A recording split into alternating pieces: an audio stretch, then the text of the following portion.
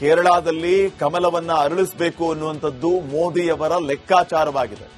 ಹಿಂಗಾಗಿ ಕೇರಳನ ಟಾರ್ಗೆಟ್ ಮಾಡಿಕೊಂಡಿರುವಂತಹ ಮೋದಿಯವರು ಒಬ್ಬೊಬ್ಬರೇ ನಾಯಕರನ್ನ ಎನ್ಡಿಎಯತ್ತ ಸೆಳೆಯುವ ಕೆಲಸವನ್ನ ಮಾಡ್ತಾ ಇದ್ದಾರೆ. ಈಗ ಶಶಿ ತರೂರ್ ಅವರ ಸರದಿ. ಶಶಿ ತರೂರ್ ಕೇರಳದ ಪ್ರಬಲ ರಾಜಕಾರಣಿ, ಪಕ್ಷ ಬಲಕ್ಕಿಂತ ಸ್ವಂತ ಬಲ ನಂಬಿರುವಂತದ್ದು ನಾಯಕ. ತಿರುವನಂತಪುರದ 4 ಬಾರಿಯ ಸಂಸದ ಈ ಶಶಿ ತರೂರ್. ಆದರೂ ಕೂಡ ಶಶಿ ತರೂರ್ಗೆ ಕಾಂಗ್ರೆಸ್ನಲ್ಲಿ ಸೂಕ್ತ ಸ್ಥಾನಮಾನ ಇಲ್ಲ, ಸಿಗಬೇಕಾದ ಪ್ರಾಶಸ್ತ್ಯ ಸಿಕ್ಕಿಲ್ಲ. ಈ ಹಿಂದೆ ಅಕ್ಷರಶಃ ಬಂಡೆದ್ದಿದ್ದು ಶಶಿ ತರೂರ್.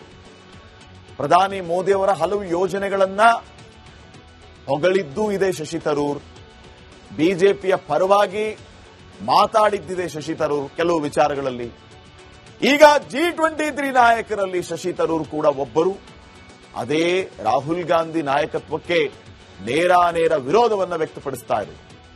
ಒಬ್ಬೊಬ್ಬರಾಗೆ ಪಕ್ಷ ಬಿಡ್ತಾ ಇದ್ದಾರೆ ಈ G23 ಸದಸ್ಯರು. ಗುಲಾಂ ನಬಿ ಆಜಾದ್ ಕೊನೆಗೆ ಪಕ್ಷವನ್ನೇ ಬಿಟ್ಟರು. ಇದೀಗ ರಾಹುಲ್ ವಿರುದ್ಧ ಶಶಿ ತರೂರ್ ಸಿಡಿದದ್ರ ಅನ್ನುವಂತಹ ಪ್ರಶ್ನೆ ಮೂಡ್ತಾ ಇದೆ. ತೃತೀಯ ರಂಗ ಸ್ಟ್ರಾಂಗ್ ಆಗಿಲ್ಲ. ರಾಹುಲ್ ಗಾಂಧಿನೇ ನಮ್ಮ ನಾಯಕ ಅಂತಂದ್ರೆ ನಮಗೆ ಭವಿಷ್ಯ ಇಲ್ಲ. ಹಿಂಗಾಗಿ ನಮ್ಮ ಭವಿಷ್ಯವನ್ನ ನಾವು ನೋಡ್ಕೊಳ್ಳೋಣ ಅಂತ ಹೇಳಿ ಒಬ್ಬೊಬ್ಬರೇ ಆಚೆ ಬರ್ತಾ ಇದ್ದಾರಾ? ಅದರಲ್ಲಿ ಶಶಿ ತರೂರ್ ಅವರು ಕೂಡ ಎರಡನೇ ವ್ಯಕ್ತಿ ಆಗ್ತಾರ.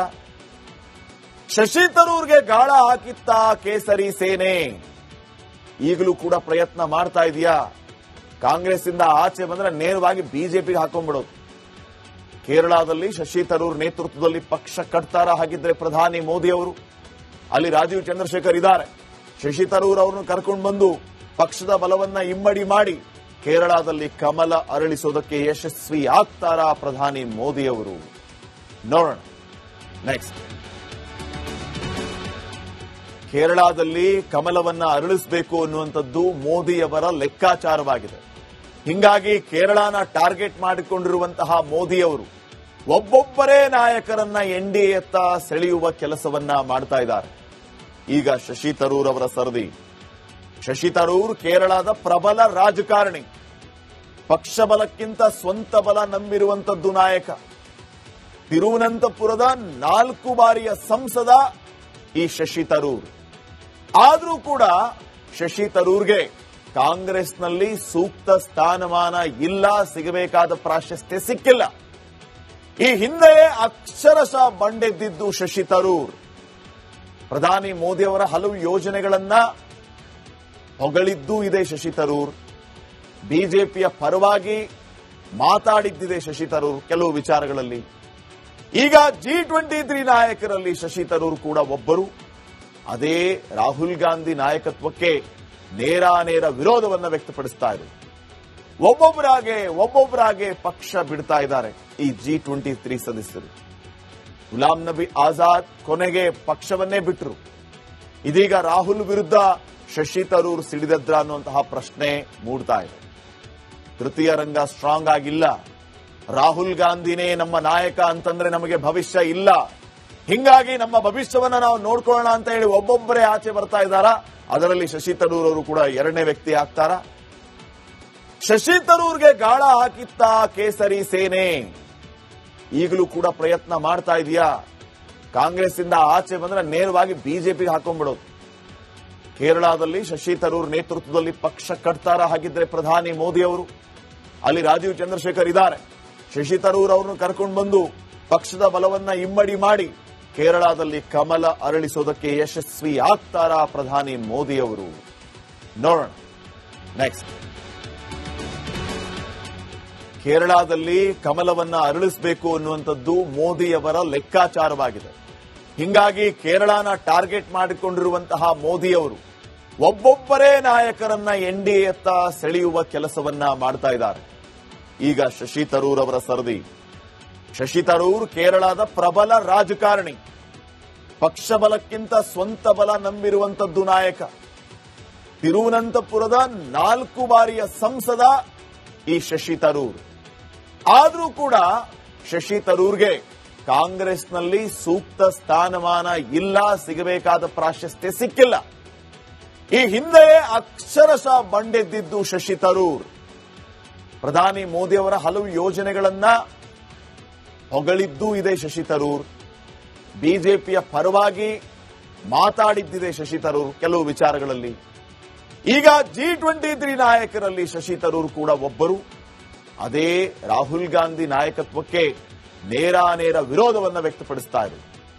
ಒಬ್ಬೊಬ್ಬರಾಗೆ ಪಕ್ಷ ಬಿಡ್ತಾ ಇದ್ದಾರೆ ಈ G23 ಸದಸ್ಯರು. ಗುಲಾಂ ನಬಿ ಆಜಾದ್ ಕೊನೆಗೆ ಪಕ್ಷವನ್ನೇ ಬಿಟ್ಟರು. ಇದೀಗ ರಾಹುಲ್ ವಿರುದ್ಧ ಶಶಿ ತರೂರ್ ಸಿಡಿದದ್ರ ಅನ್ನುವಂತಹ ಪ್ರಶ್ನೆ ಮೂಡ್ತಾ ಇದೆ. ತೃತೀಯ ರಂಗ ಸ್ಟ್ರಾಂಗ್ ಆಗಿಲ್ಲ. ರಾಹುಲ್ ಗಾಂಧಿನೇ ನಮ್ಮ ನಾಯಕ ಅಂತಂದ್ರೆ ನಮಗೆ ಭವಿಷ್ಯ ಇಲ್ಲ. ಹಿಂಗಾಗಿ ನಮ್ಮ ಭವಿಷ್ಯವನ್ನ ನಾವು ನೋಡ್ಕೊಳ್ಳೋಣ ಅಂತ ಹೇಳಿ ಒಬ್ಬೊಬ್ಬರೇ ಆಚೆ ಬರ್ತಾ ಇದ್ದಾರಾ? ಅದರಲ್ಲಿ ಶಶಿ ತರೂರ್ ಅವರು ಕೂಡ ಎರಡನೇ ವ್ಯಕ್ತಿ ಆಗ್ತಾರ. ಶಶಿ ತರೂರ್ಗೆ ಗಾಳ ಹಾಕಿತ್ತ ಕೇಸರಿ ಸೇನೆ ಈಗಲೂ ಕೂಡ ಪ್ರಯತ್ನ ಮಾಡ್ತಾ ಇದೆಯಾ? ಕಾಂಗ್ರೆಸ್ ಇಂದ ಆಚೆ ಬಂದ್ರೆ ನೇರವಾಗಿ ಬಿಜೆಪಿಗೆ ಹಾಕೊಂಡ್ಬಿಡೋದು. ಕೇರಳದಲ್ಲಿ ಶಶಿ ತರೂರ್ ನೇತೃತ್ವದಲ್ಲಿ ಪಕ್ಷ ಕಟ್ತಾರ. ಹಾಗಿದ್ರೆ ಪ್ರಧಾನಿ ಮೋದಿ ಅವರು ಅಲ್ಲಿ ರಾಜೀವ್ ಚಂದ್ರಶೇಖರ್ ಇದ್ದಾರೆ. ಶಶಿ ತರೂರ್ ಅವರನ್ನು ಕರ್ಕೊಂಡು ಬಂದು ಪಕ್ಷದ ಬಲವನ್ನ ಇಮ್ಮಡಿ ಮಾಡಿ ಕೇರಳದಲ್ಲಿ ಕಮಲ ಅರಳಿಸೋದಕ್ಕೆ ಯಶಸ್ವಿ ಆಗ್ತಾರಾ ಪ್ರಧಾನಿ ಮೋದಿ ಅವರು? ನೋಡೋಣ. ನೆಕ್ಸ್ಟ್, ಕೇರಳದಲ್ಲಿ ಕಮಲವನ್ನ ಅರಳಿಸಬೇಕು ಅನ್ನುವಂಥದ್ದು ಮೋದಿಯವರ ಲೆಕ್ಕಾಚಾರವಾಗಿದೆ.